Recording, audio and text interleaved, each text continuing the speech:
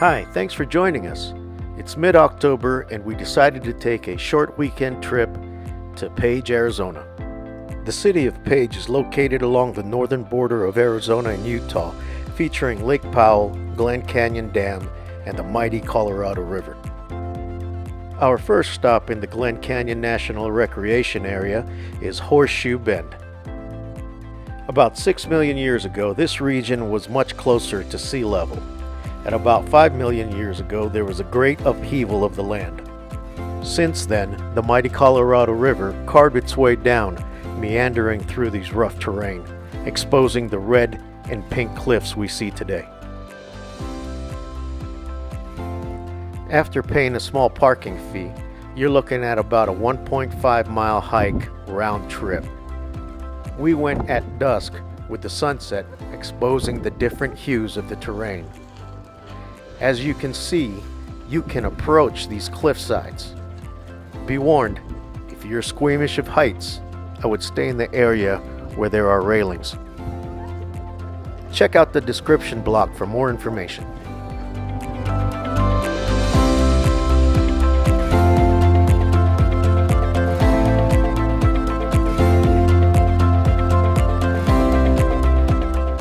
Prior to turning into our hotel for the night, we stopped by Big John's Barbecue. I can recommend this place. It's pretty good.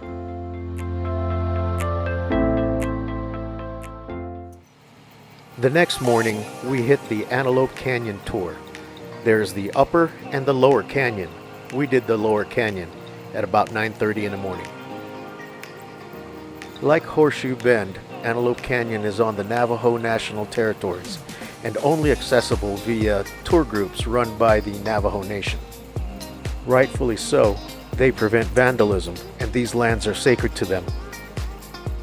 Our tour started by descending down a 70-step ladder into the Slot Canyon. As the sun peaked, the sunlight provided different hues of reds, pinks, and purples. These beautiful canyon walls were created by years of erosion from rain and floodwaters. With a little imagination, some shapes of the walls are familiar to the human eye. For detailed information, look at links provided in the description block.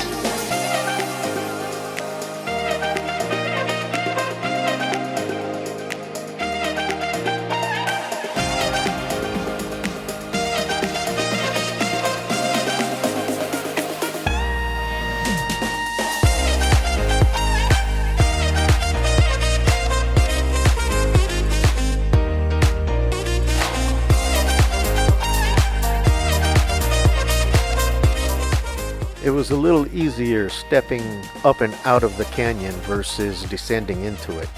Our tour took about 45 minutes to an hour, and it's about a half-mile hike.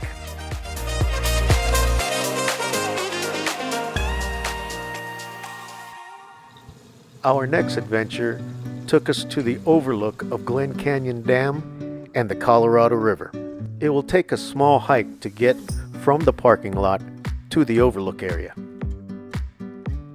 It was nice to see a little bit of wildlife on our little walk. Okay, get in the shade, buddy. Get in the shade.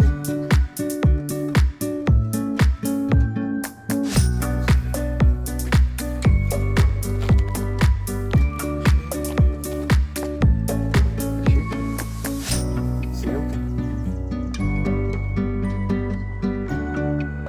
Yeah, he's gonna die on these rocks. He's probably warming himself up. There's the window hole. Okay.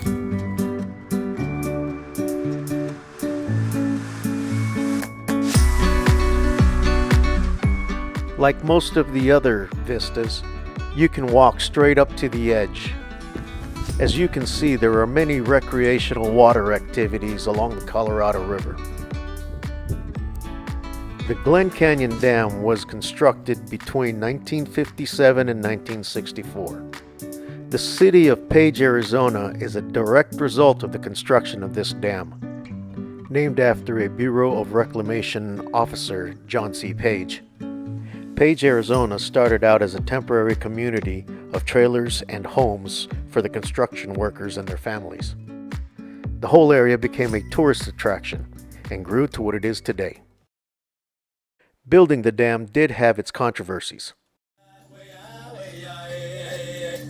The Navajo people, or as they call themselves, the Dene, have been living in this area for thousands of years and have a strong connection to the river.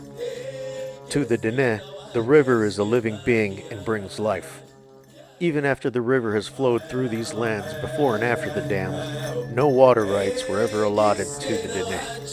As visitors, we should always respect the land and its people. Refer to the links in the description if you'd like to know more. Our next stop south of Page, along the Colorado River, is called Balance Rock.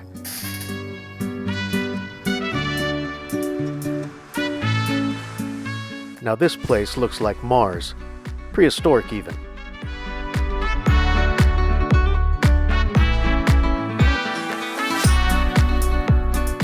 A couple of these pictures will show the immense size of these boulders. Look at this. These are truly magnificent views.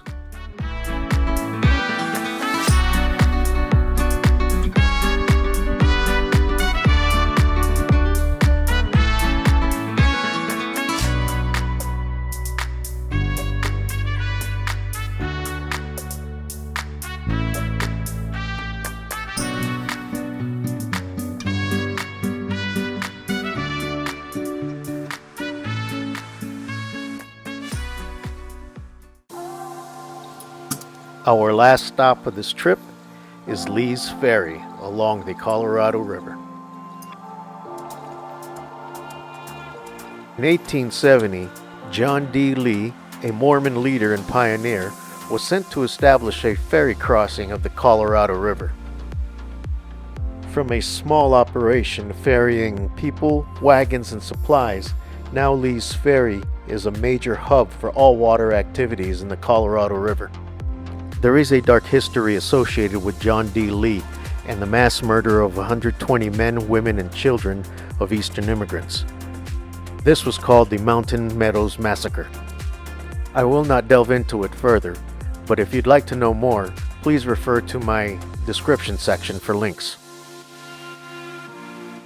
Lee's Ferry also offers trails where you could see ruins of old buildings from the late 1800s. In the following pictures, you could see the light effects brought on by the solar eclipse.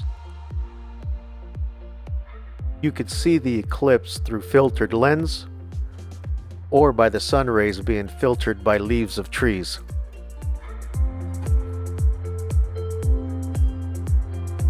On the way home, we had to stop by Phoenix for some dim sum and dinner with great friends that we missed dearly. Well, that's it for this trip. Until next time, be safe, and thanks for watching.